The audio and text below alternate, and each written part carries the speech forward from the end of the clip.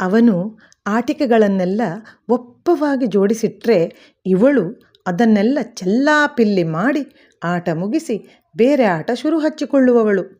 ಅವನು ಸಿಟ್ಟು ಮಾಡಿಕೊಂಡು ಎರಡೇಟು ಬಿಟ್ಟರೆ ಇವಳು ಲಬೋ ಲಬೋ ಅಂತ ಬಾಯಿ ಬಡ್ಕೊಂಡು ಅಮ್ಮ ಅಂತ ನನ್ನ ಬಳಿ ಬರೋದು. ನಾನು ಅವನಿಗೆ ಎರಡೇಟು ಬಿಡೋದು.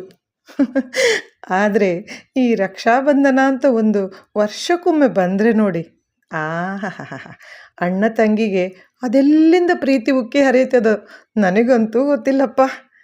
ಇವಾಗಂತೂ ಅಣ್ಣ ಒಂದು ಕಡೆ, ತಂಗಿ ಒಂದು ಕಡೆ, ಹಾಗಾಗಿ ಇವ್ರದ್ದು ಪ್ರೀತಿ ಸ್ವಲ್ಪ ಜಾಸ್ತಿನೇ ಆಗಿದೆ. ಇರಲಿ, ಅಣ್ಣ ತಂಗಿ ಮಧ್ಯೆ ಪ್ರೀತಿ ಸದಾ ಹೀಗೆ ಇರಲಿ. ನಂದು ಬಿಡಿ, ನಿಮ್ಮ ಮನೆ ಕತೆ ಹೇಗೆ? ಇದೇ ರೀತಿನ ಅಣ್ಣ ತಂಗಿಗೆ ವರ್ಷಕ್ಕೊಮ್ಮೆ ಸಿಕ್ಕಾಪಟ್ಟೆ ಪ್ರೀತಿ ಉಕ್ಕಿ ಉಕ್ಕಿ ಹರಿಯೋದು?